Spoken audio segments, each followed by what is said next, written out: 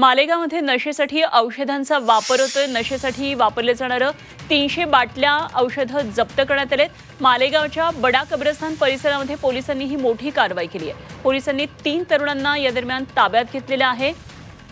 नशेसाठी वापरल्या जाणाऱ्या औषधाच्या बाटल्यांची चोरटी वाहतूक करणाऱ्या 3 संशयितांना मालेगाव आझादनगर पोलिसांनी अटक केली आहे। रात्री बडा कब्रस्तान परिसरात केलेल्या या कारवाईमध्ये 300 बाटल्या आणि इको कार असा 3 लाख रुपयांचा मुद्देमाल हस्तगत करण्यात आलाय आणि अटकेत असलेले 3 संशयित हे जळगाव जिल्ह्यातल्या कासोदा इथले रहिवासी आहेत।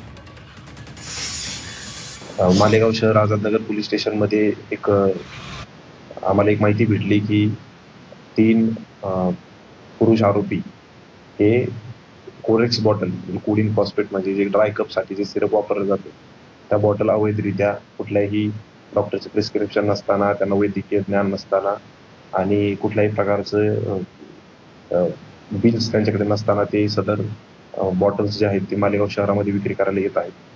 तर सदर टीमवरती आम्ही छापा घालून बडा कब्रस्तान एरियामध्ये आम्ही त्या टीमला पकडलं आणि त्यांच्याकडून 300 कोरेक्स बॉटल रिकव्हर केल्या। त्याचबरोबर त्यांची जी गाडी त्यांनी सोबत आणली होती ती गाडी देखील आम्ही मुद्देमालात जप्त केलेली आहे।